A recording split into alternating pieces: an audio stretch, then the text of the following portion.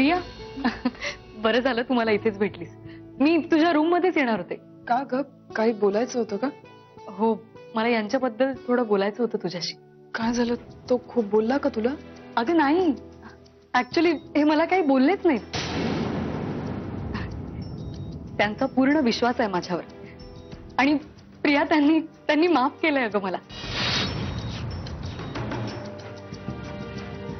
काय? तू खरं बोलतेस? हो, अगदी खरं. मंजिरी, मला केवढा आनंद झालाय मी सांगू शकत नाही तुला. मला कळतच नाही मी काय करू. म्हणजे नाचू, गाऊ की काय करू? अगं हो, मला माहिती आहे तुला खूप आनंद झालाय ते. खरंच प्रिया, तू, विहंग भाऊजी, तुम्ही दोघंच होता ज्यांनी मला खूप सपोर्ट केलाय. खरंच मी तुम्हा दोघांची खूप आभारी आहे. मंजिरी, आभार कसले त्यात? विहंगचं माहिती नाही, पण तू या घरात आल्यापासून मला एक जवळची मैत्रीण मिळाली. मग मी तुझी मदत नाही करणार का? बरं, 3 सांजेची वेळ झालीये. मी दिवा लावून येते. हो चालेल, मग बोलू.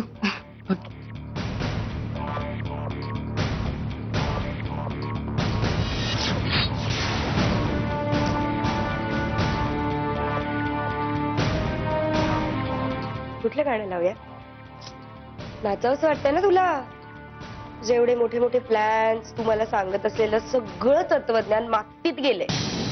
मग सेलिब्रेट नको करायला? सांग ना, कुठलं गाणं लावू? तोंड बंद ठेव नेत्रा. आधीच माझं डोकं खूप तापलंय.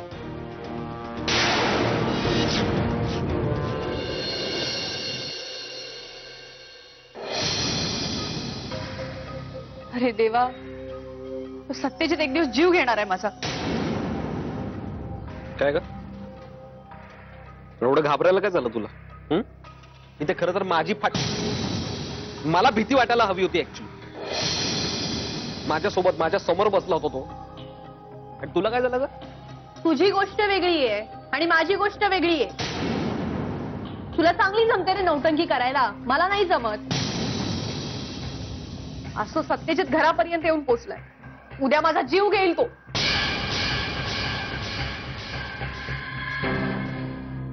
नाही, अजूनही एक गोष्ट तुम्हाला सांगितलेली नाहीयेस. सत्यजित समोर यायला का घाबरत होतीस ग तू? काय हरकत काय त्याच्या समोर यायला? ती गोष्ट वेगळी आहे रे. मग ठीक आहे माझ्याकडे वेळ. सांग, सुरू कर. कोल्हापूर नगरी होती, तिथे सत्यजित मुधोळकर नावाचा एक राजा राहत होता. सुरू. तुला मस्करी सुचते? इथे भीतीने माझा अर्धा जीव चाललाय आणि तुला मस्करी सुचते? हो, मग सुरुवात कोणी केली होती? ठीक आहे, नाही करत मस्करी. हाताची घडी, तोंडावर बोट. आता बोल. त्या दादा होळकरने सगळा लोचा करून ठेवलाय. आधी ती विहंगाची बायको मधुरा, तिला सतवायला सांगितलं. ते काम तिथे अर्धवट राहिलं आणि मला तुझ्या मागे पाठवलं. तुझी सेवा करायला नको का? मी माझं काम व्यवस्थित करत होते.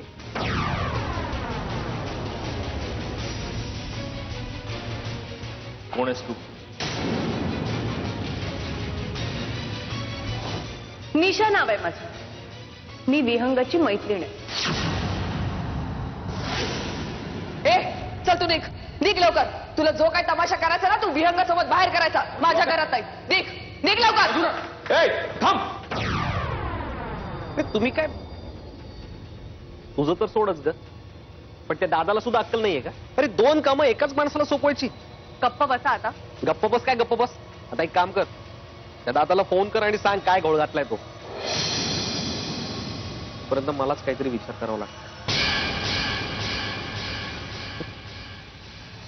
शेवटी काय, तुम्हा लोकांचा तारणहार मीच.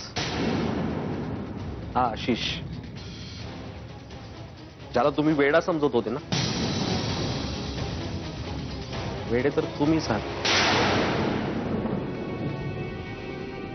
मलाच काहीतरी करावं लागतं.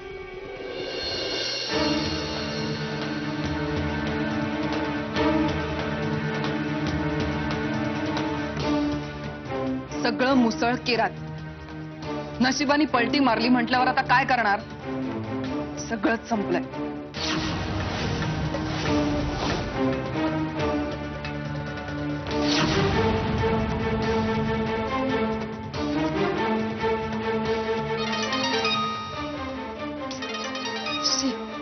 ह्याचं काय आता?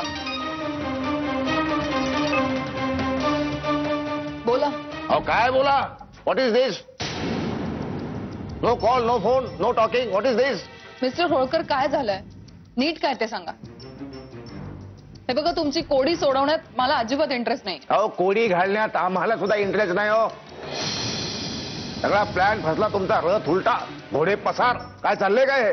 तुम्हाला काय बोलायचंय? नीट काय ते सांगा ना लवकर. बघा, म्हणजे आता आम्हीच नीट सांगा. आमच्या सोनेरी केसांच्या देखण्याताईंचा फोन आला होता. त्या म्हणाल्या कामात काहीच प्रगती नाही अजून. मला कळतंय तुम्हाला काय बोलायचंय ते. मी विचार करतेय काय करायचं याचा. कळलं? तुम्ही विचार करणं सोडून द्या. विचार मंथन करायला आम्ही आणि तांबडे बाबा समर्थ आहोत. तुम्ही फक्त साडी बदला आणि ताबडतोब निघा. लवकर निघा, वेळेत पोहोचा. काय आहे तुमच्या घरी हो? सारखं सारखं काय घरी या लावलंय? तांबडे बाबा आणि युद्धनीती हे पुस्तक वाचले तुम्ही? खंड 14 मध्ये बाबांनी लिहिलंय, जेव्हा आपलीच खेळी आपल्यावर उलटते तेव्हा आपल्याच पोटात बैठक घ्यावी लागते. जेव्हा प्रश्नोत्तराचा तास संपला, शाळा सुटली, पाठी फुटली. लवकर निघा, वेळेत पोहोचा. धन्यवाद. ही डोकेदुखी कधी संपणार आहे काय माहिती.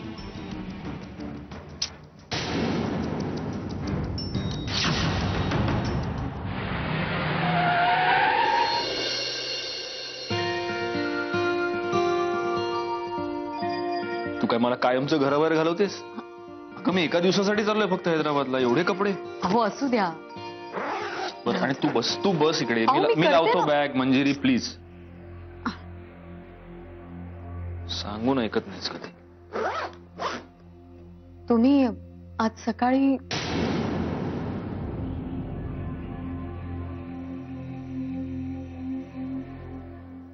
सकाळी मिस नयना जाधवांच्या घरी गेलो होतो. भेटायचं होतं त्यांना, पण आजही ते भेटल्या नाहीत. चमत्कारिक बाई आहे. तो एकटाच होता घरी. त्याला या अशा अवस्थेत एकट्याला सोडून जाणं. पण मग तुम्ही तिथे कशासाठी गेला होता? त्याच्या ट्रीटमेंटचा सगळा खर्च आपण करतोय.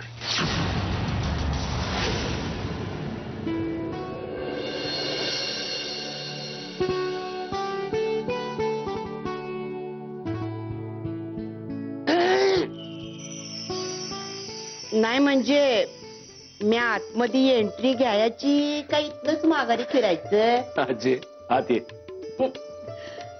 मनापासून बोलतेस ना व? बस बस तर बस. मी कुठं काय बोलली? पण हा, आता एक गोष्ट मात्र बोलणार आहे. देवा शपथ सांगते, म्या काय बघितलेलं नाही, म्या काय ऐकलेलं नाही, आणि म्या कुठं बी काय बी बोलणार नाही. आजे, तुझं काम काय होतं सांग ना. माझं म्हातारीचं काय काम असणार आहे? जायच्या आधी देवाचा अंगारा लावून जा एवढंच सांगायचं होतं. हो, पण त्याआधी औक्षवंत आलो. आईच्या आणि आत्याच्या पाय पडून येतो.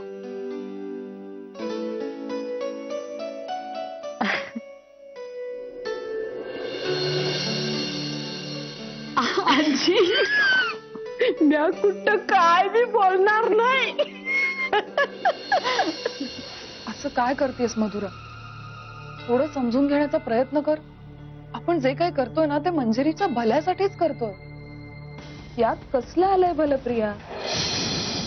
तुला खरं सांगू, यापूर्वी सुद्धा मला तुझं म्हणणं काही मनापासून पटत नव्हतं, आणि आता सुद्धा इतका विचार करून तुझं म्हणणं मला काही पटत नाही. बघ, तू शांतपणे विचार करत नाहीयेस म्हणून तुला माझं म्हणणं पटत नाही.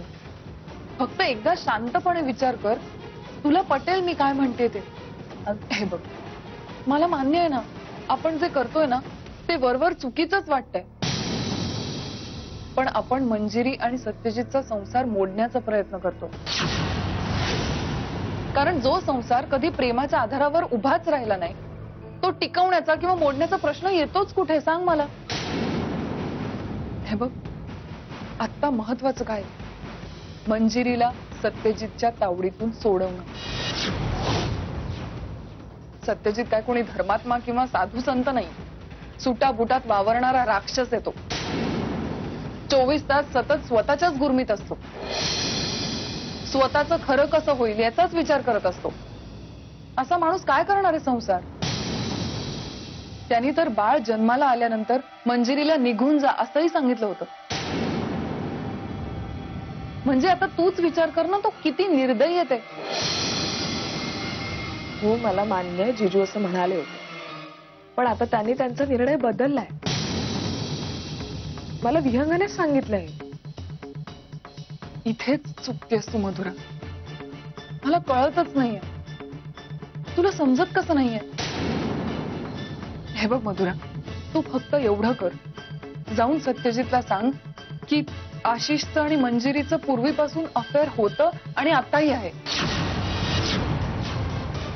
हे ऐकताच तो स्वतःहून मंजिरीला सोडून जाईल आणि मंजिरीचं आयुष्य सुखाचं होईल. ती तिच्या बाळाबरोबर आनंदात जगेल. प्रिया, तू काय बोलतेस? तुझं तुला तरी कळतंय? अगं, मी माझ्याच दीबद्दल खोटं कसं बोलेन? मधुरा, जर तुझ्या एका खोटं बोलण्याने मंजिरीचं अख्खं आयुष्य सुखी होणार असेल तर काय हरकत आहे असं खोटं बोलायला? नाही, हे सगळं मला काही पटत नाहीये. हे बघ, तू मला काही सांग, ते मी सगळं मान्य करायला तयार आहे, पण माझ्या दीविषयी मी नाही खोटं बोलू शकत. मधुरा, तू दीचाच फोन आहे. हॅलो, हाय दी, कशी आहेस? मी मस्त, तू कशी आहेस? मस्त, मज्जेत. बोल, कशी काय आठवण काढली? मधुरा, मला थोडं बोलायचं होतं अगं तुझ्याशी. बोल ना. मी आशिषला भेटते हे यांना सांगितलं अगं.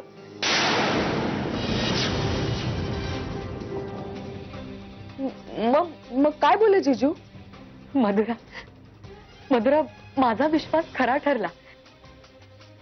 हे काही बोललेच नाहीत अगं मला. यांनी माफ केलंय मला. काय सांगतेस काय? नी जिजूने तुला माफ केलं? हो, खरंच.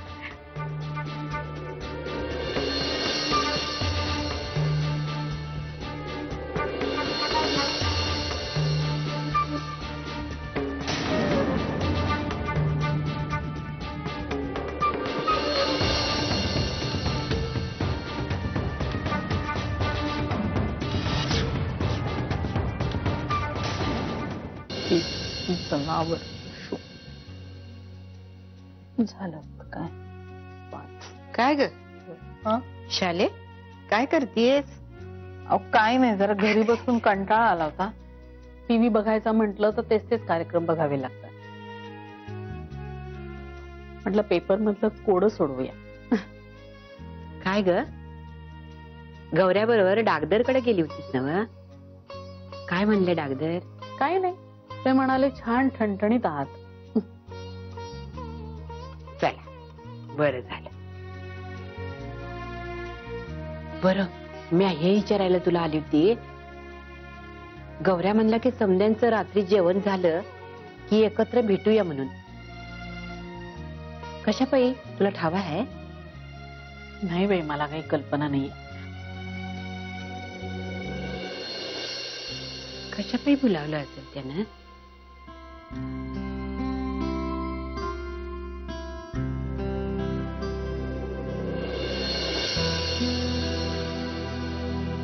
काय मग, सुटते का नाही कोड?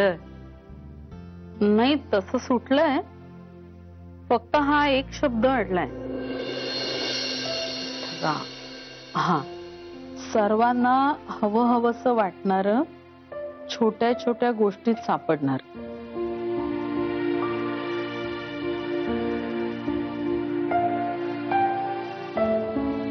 प्रत्येकाला हवं हवंसं वाटणार आणि छोट्या छोट्या गोष्टीत सापडणार. अगं सुख दुसरं काय असणार. अरे खरंच की सगळं जुळतंय. बरं तुम्हाला सुचलं. एवढा विचार करतेय मी. अगं तेच तर आपल्या घरात यायचं राहिलं होतं ना. हा मी आज जरी काही बोलत नसले ना तरी मला समजत होतं बघ. अगं नुसती संपत्ती आणि समृद्धी असून चालत नाही. घरची लक्ष्मी समाधानी असावी लागते बघ. आत्ता कुठं मंजिरीकडे बघितल्यावर वाटायला लागले पोरगी समाधानी झाली आहे म्हणून. अगं समाधान नुसतं मानण्यावर नसते ग, ते देण्यावर बी असते. आपल्या सत्या पहिल्यापासून रागेल. प्रत्येक गोष्टीचा राग राग राग करायचा. आत्ता कुठं निवळतोय ते समजायसाठी चांगलं आहे बघ. तापटपणा कधी बी वाईटच ग. माझी खात्री आहे माझ्या लेकराचा आणि मंजिरीचा संसार आता सुखाचाच होणार आहे बघ.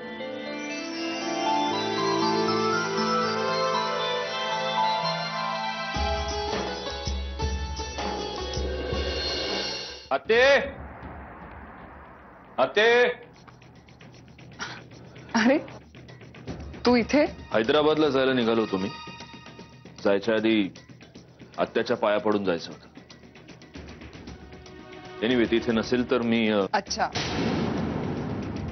म्हणजे तुझ्या लेखी या खोलीत फक्त आत्या राहते, मी नाही. बघ ना, तू हैदराबादला चाललायस ही गोष्ट मला माहिती नाही. घरातल्या गोष्टी घरातल्या माणसांनाच माहिती असाव्यात प्रिया. जी माणसं सतत बॅगा भरून घर सोडण्याची धमकी देतात त्यांना घरातल्या गोष्टी माहित असण्याची खरंच गरज नाही. अच्छा, म्हणजे आश्रितांना मालकांच्या गोष्टी जाणून घ्यायची काही गरज नसते, रादर काही अधिकार नसतो, असंच म्हणायचं ना तुला? गुड. उशिरा का होईना तुला तुझी लायकी कळली. जेव्हा बायकोला नावं ठेवून माझ्या गळ्यात पडत होतास तेव्हा माझी लायकी कळली नव्हती. जर कळली असती तर तेव्हा ती चूक झाली नसती ना. तुझ्या इतका कृतज्ञ माणूस मी आजपर्यंत नाही पाहिला सत्यजित. म्हणजे तू बरेच दिवसात आरसा पाहिला.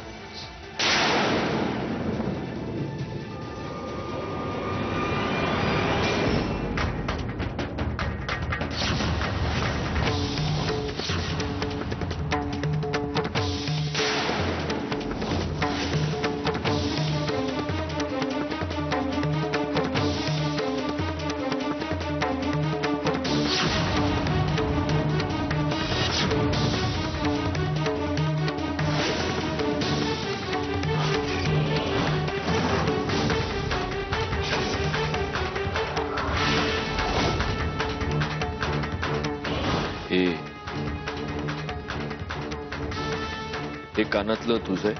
माझ्या खोलीत म्हणजे माझंच असणार ना.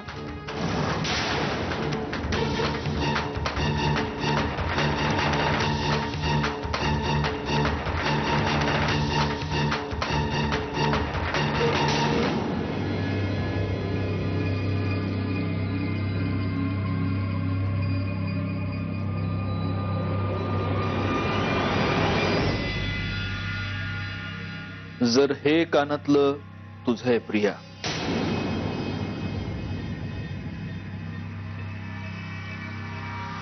तर मग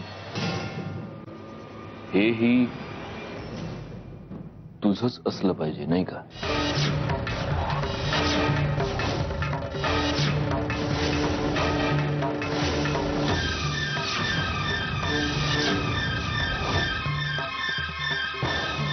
बहुतेक असेल. बहुतेक? आता तर तू म्हणाली की तुझंच आहे. हो म्हणजे म्हणाले ते म्हणजे याचा अर्थ प्रिया, आज मी ज्या ठिकाणी गेलो होतो त्याच ठिकाणी आज तूही गेली होतीस.